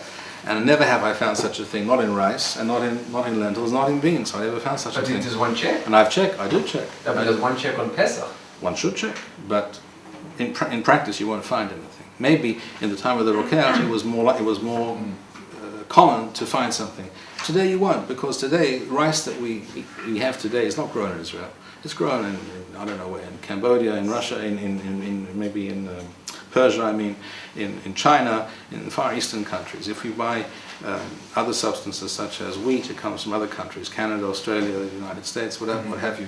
We do grow some wheat in Israel, in the Negev, but it's actually it's durum wheat, which is, the Italians buy all of our wheat to make into pasta. It's a different kind of wheat, which is more suited to pasta production. So the fact is that today, this doesn't exist, and to ban the consumption of kitniyot on Pesach for that reason, if that is the essential reason, that's about the most flimsy reason you could imagine. As the Torah himself wrote, it's a humrai thera, it's a wild stringency which really doesn't make any sense. And even when such things could have occurred, it's easy to prevent by checking. It's not a reason to tell people you can't have rice on Pesach. Anyhow, that sums up the main body of what I wanted to convey to you this evening. I'll just mention one other thing, which to round things up, to sum things up, and to add another dimension to this discussion.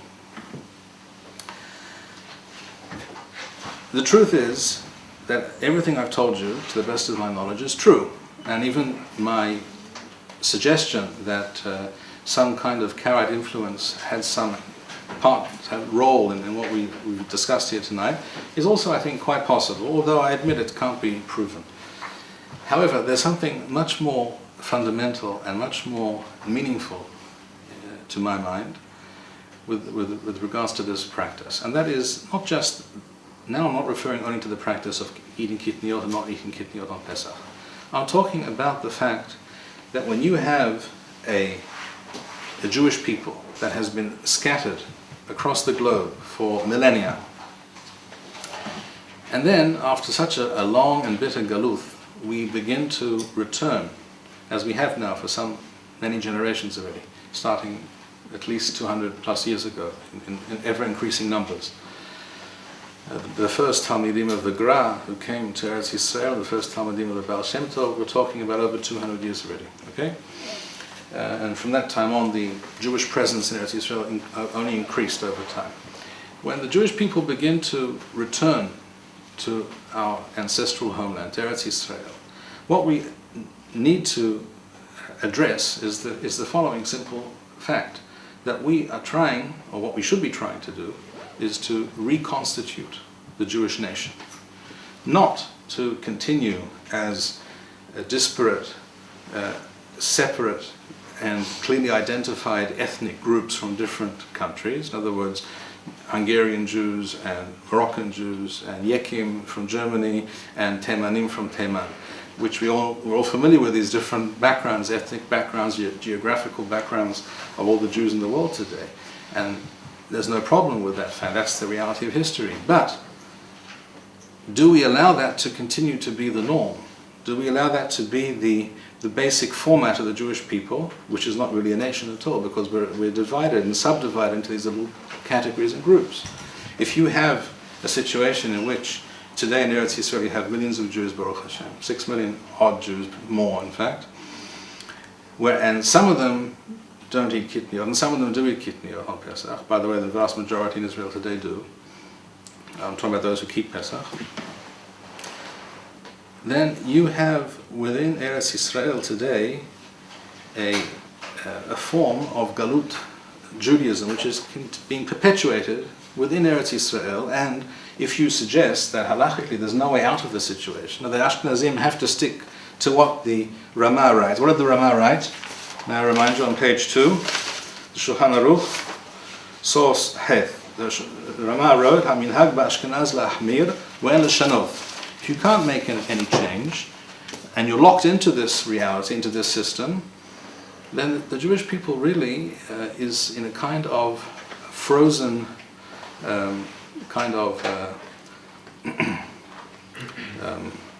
state of hibernation, where it cannot move, it cannot change anything. It can only continue to exist in that state of Galut-induced coma in which we have existed for so long, which is what the Galut is. It's a kind of coma where we cannot really function, we can't really develop, we can't develop our culture, we can't do anything really as we should be doing it.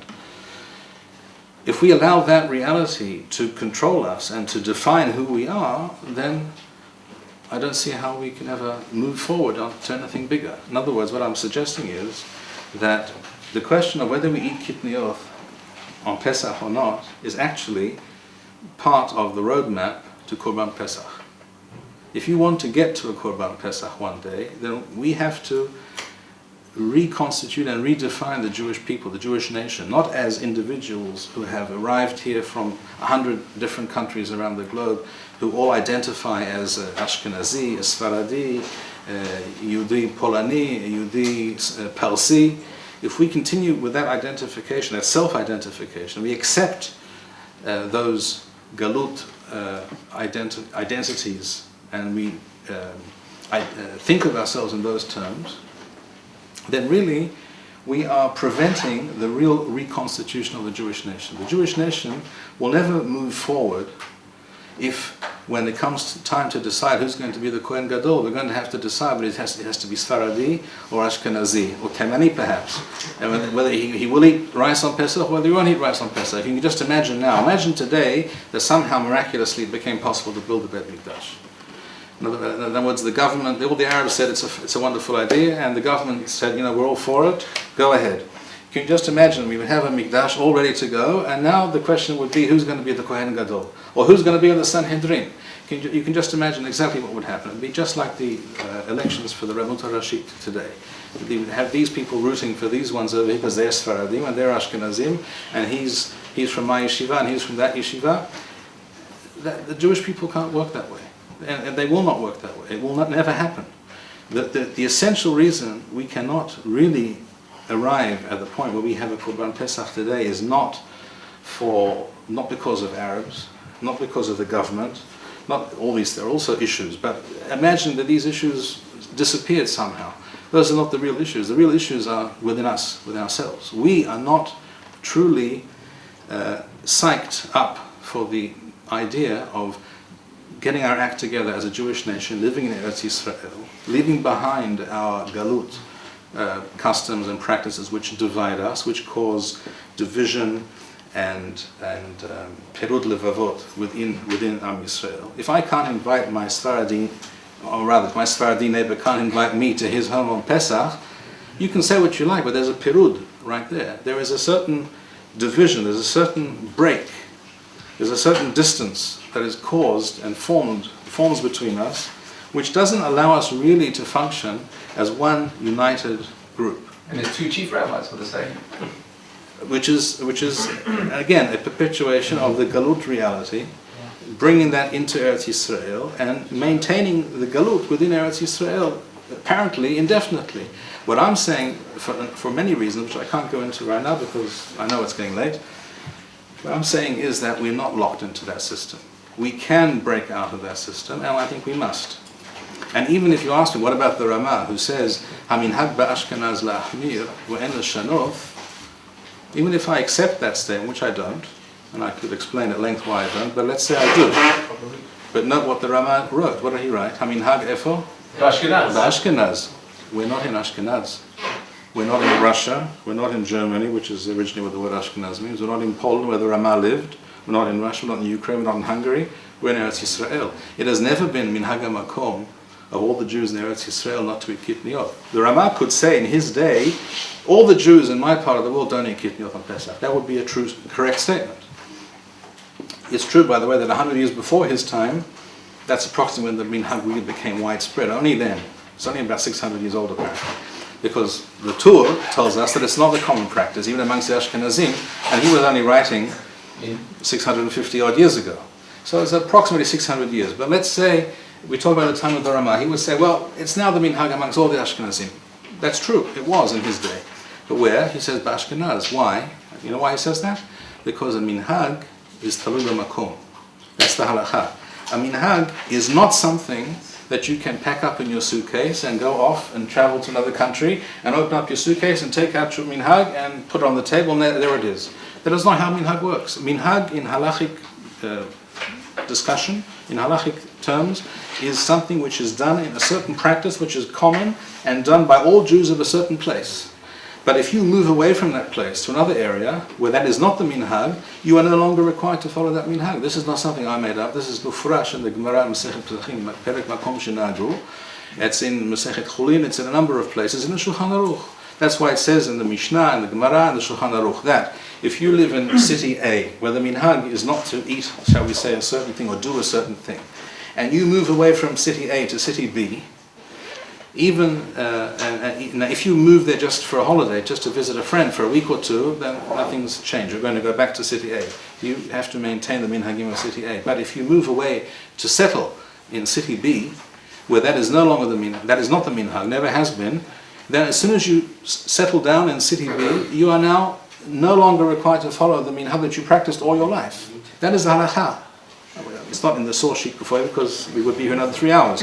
But believe me, that's the halakha. It's in the Shulchan Aruch, it's in the Rambam, it's in the Torah, it's in the Gemara, it's in the Mishnah. It's what we all do when we make Aliyah and keep one day Yom Tov. Well, that's not the only reason, but there are many things that when you move permanently to a new country where there's a different set of minhagim, you are no longer required to follow the old set of minhagim. So when the Ramah says, "Minhag ba'ashkenaz la'achmir," I say, okay, let's say that that's true. Let's say that it's not necessarily even valid there, but let's say it's valid in Ashkenaz 500 years ago when the Ramah wrote this in Poland.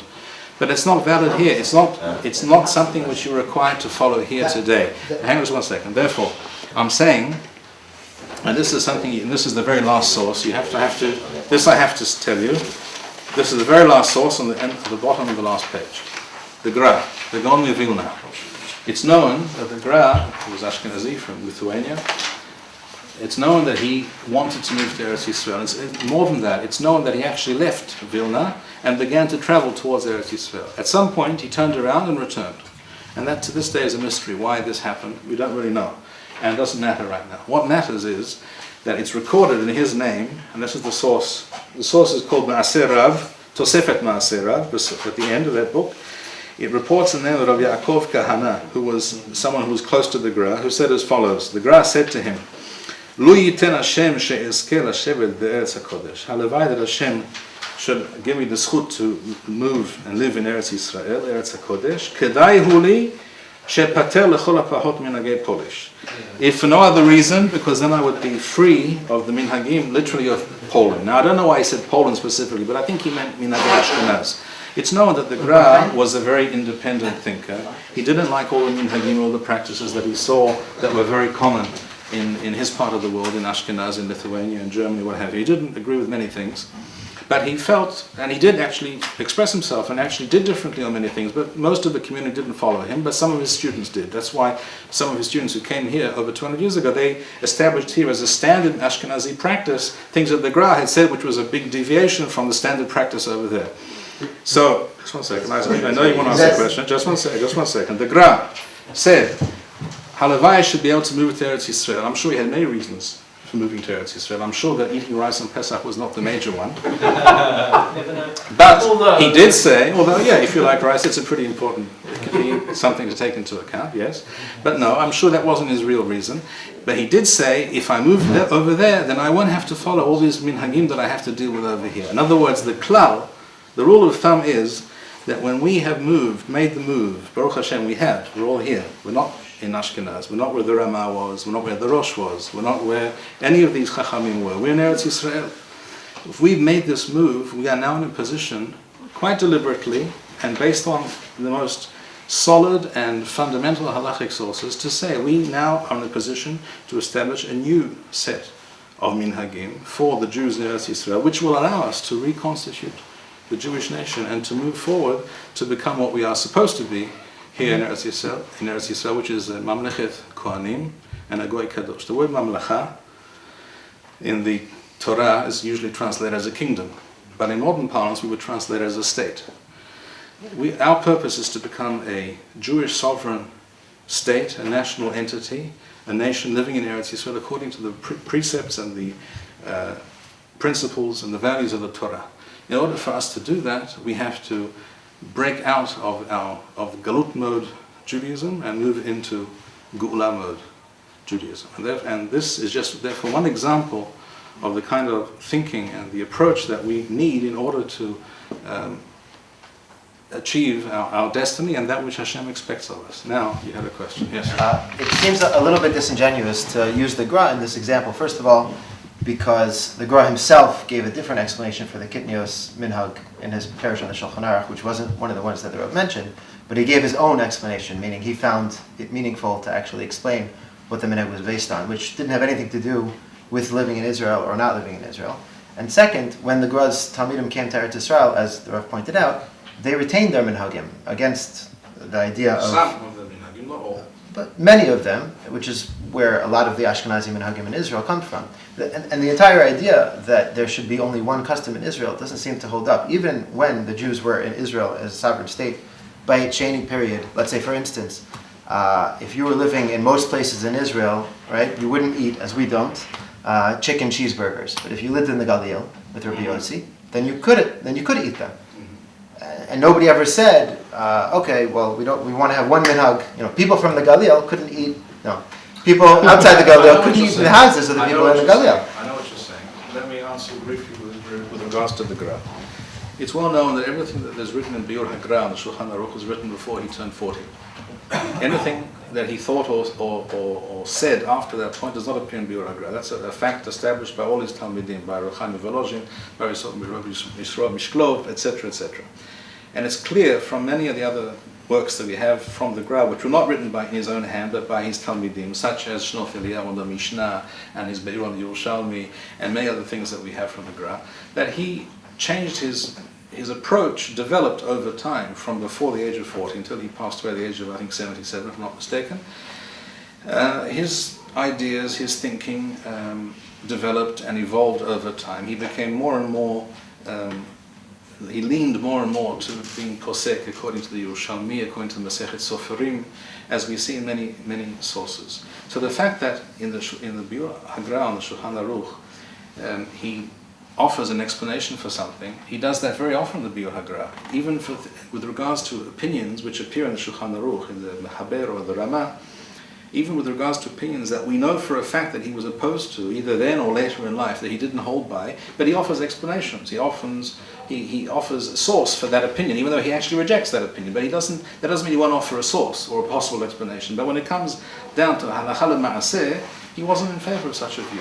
So I think that the fact that you don't see him reject the idea of Kitniyot and Biur HaGra doesn't tell us very much. It may be even that at the age of 37 he didn't think so, but at the age of 67 he did think so. I can't be sure, but I'm almost certain that I'm more than almost certain, I'm absolutely sure that that when the Gra said this to Rabbi Yaakov Kahana, that I hope to be able to get to Eretz Yisrael, at least to be able to be free of different Ashkenazim minhagim, he meant exactly what he said. In other words, he knew that in Eretz Yisrael we can open a new page.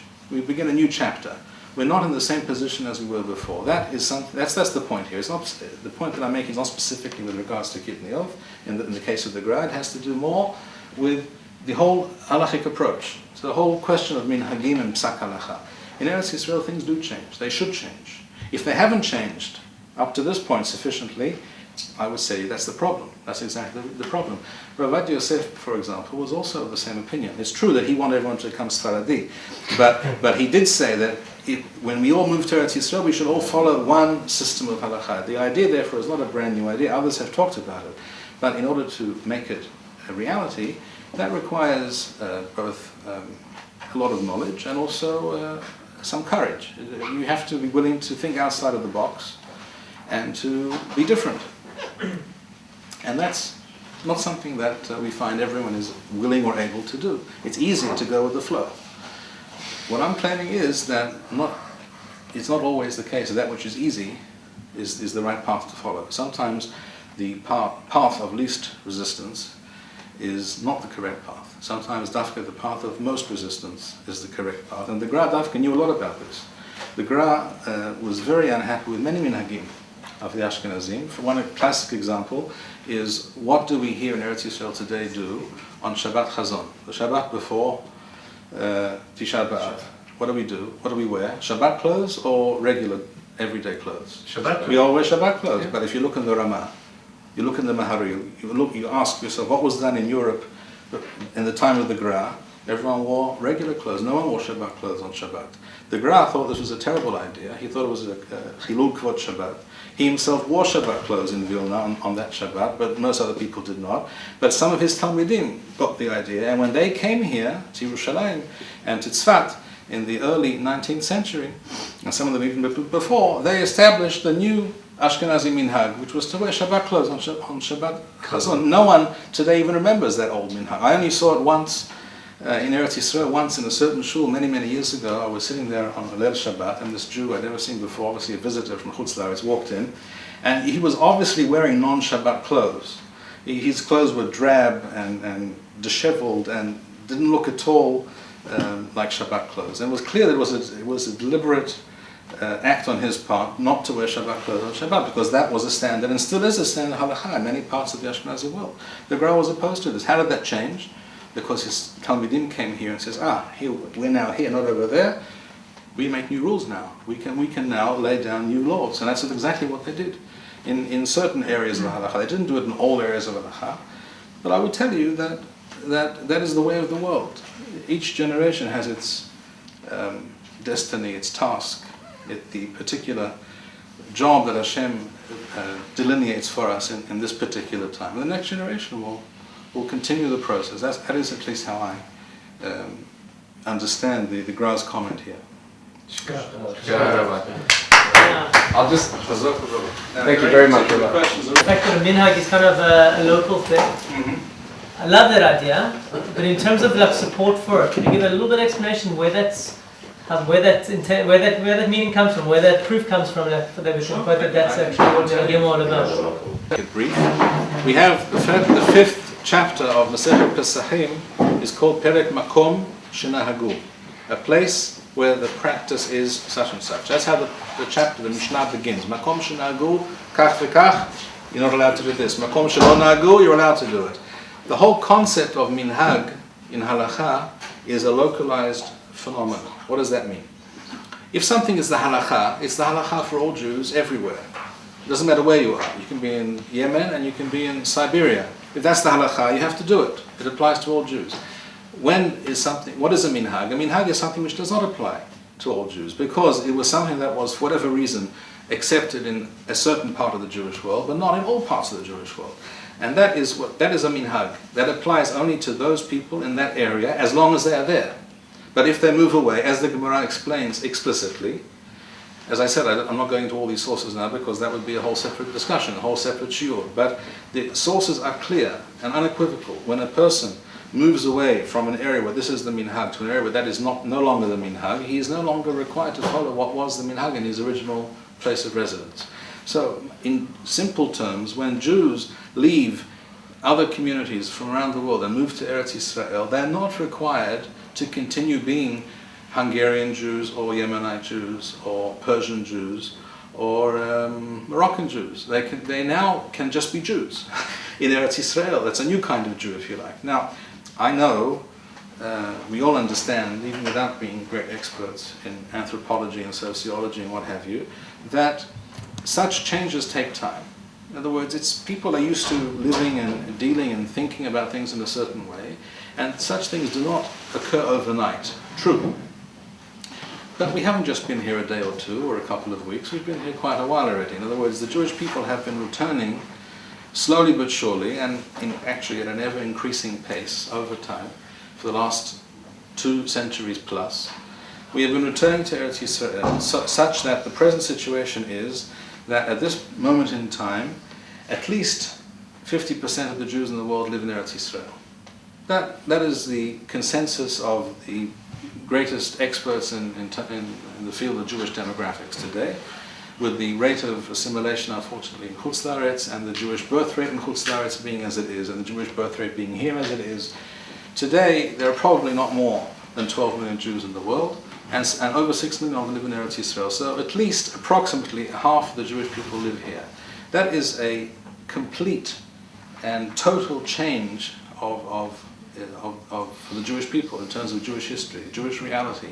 We are no longer a people scattered around the world. There are still plenty of Jews around the world, true, but slowly but surely, they're all coming here, and that reality and that process will continue, I envisage, over the coming years and generations. Most of us sitting in this room were not born in Eretz Yisrael, but we are all here, and our children are here, at least for the most part, I imagine. And there are many, and we all know of people today who today may be living in Chutz La'aretz, today and tomorrow and next week, but perhaps in a few years will be here. And we all know that we're sitting here in Ra'anana, and in Ra'anana there are plenty of Jews from North America, South Africa, Australia, the UK, France, etc. That's the historical reality. We're living in a time in which the Jewish people are returning to their ancestral homeland, and the Jewish people have to now begin thinking in new terms, no longer in terms of how do I maintain the robust local community in which I grew up, which is one of the purposes of a minhag. When you have a minhag in a certain community and everyone sticks to it, it adds a certain cohesion and strength to that community in that particular place. But when we leave those places behind, and we're not really sorry that we left those places behind, nor should we be, then those considerations are no longer a consideration. What really we should begin to consider is how do we, as I said, reconstitute a Jewish nation. And instead of being a group of little mini communities from different parts of the world, which happen to find themselves living in close proximity to one another. Let me end with this idea, with this mashal. If you had you know the kinds of bricks that we have outside here on the street, the paving bricks, what are they called in Hebrew? Avnei, something, whatever. You know, these avnei mishtalvot, these stones which we make the pavements, etc., from, the footpaths from. If I gave you 10 of these and I said, form them into a circle for me, that'd be a simple thing to do, correct? You would take the 10 of them, organize them in a circle, wonderful. We have a circle of 10 bricks. And if I now came along to you and said, now here's another 3 bricks, incorporate them into your circle, what are you going to do? You can't add 3 bricks into the existing circle.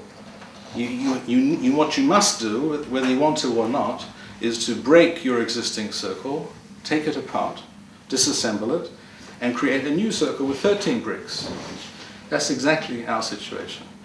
Those who wish to maintain the circle of 10 bricks that we had in the Galuth, and that's because that's the form of Judaism, Galut Judaism, with which to which they have become accustomed, which we all became accustomed to in the Galuth over many, many generations, even nearly thousands of years, you could say. Those who maintain that we must continue this same brick system of 10 bricks, the same circle that we know, that is Galut no Judaism. That's the halakha that we know. That's the practice. That's the custom. That's the minhag that we know. We can't change from that. That means that you want to leave those other bricks outside the circle because you have no solution. You have no way of incorporating those bricks into your system. Those bricks are things like Mikdash, Sanhedrin, Nevuah, a Jewish people, Malchut Beit David, all sorts of things which are not to be found in the Shulchan Aruch. You won't find them discussed in the Mishnah Berurah. They're not discussed in the Ben Ish Chai because that's a different form, a different realm, a different type of Judaism. That's Galut mode Judaism. But we need to think in terms of Geulah mode Judaism. I usually refer to Galut mode Judaism as GMJ, and the problem with Geulah mode Judaism is also GMJ. So I have a solution for that. So I refer to the other Geulah mode Judaism as redemption mode. So that's RMJ. So we have to replace GMJ. That's what we have to work towards, to move towards RMJ, which means, by definition, that you must now deconstruct that circle. In other words, we have to re-evaluate that form of Judaism with which we all grew up, which the Jewish people were able to function by and survive with during the generations of the Bitter Galuth. We have to be able to take it apart and incorporate into it all the new parts of the new old parts of the Torah. But we talk about it every day in Tefillah. We talk about in Shemona Esrei every day about Malchut Beit David, and we talk about Sanhedrin, Hashiba Shofetenu, and everything. All these ideas. If we are serious about these things, then what that means is that we need to examine that circle, realize that it's not up to the task any longer. We have to develop a new system. We have to bring in more bricks, and that means taking apart the old and creating something new. Those who are afeard of taking apart the old are those who say we can't change when it comes to Kitniyot or anything else for that matter, because they can't deal with the concept of taking it apart. But that's what we must do. We must take it apart in order to build something greater, bigger, more majestic, more pure, more holy, and more authentic. That is our purpose. That is our job. That is our duty to become a Mamlechet Kohanim and a Goy Kadosh. We'll leave it here tonight. Thank you very much, Rabbi. Thank you very much. Very good. Thank you.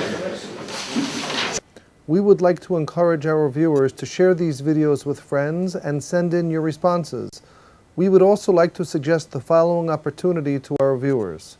If you identify with Rabbi Bar-Hayim's message and would like to sponsor or dedicate a video interview with the rabbi in honor or memory of a loved one, if you would like to obtain Birkon Nusach Eretz Yisrael or invite the rabbi for a speaking engagement, please email us at office@machonshilo.org.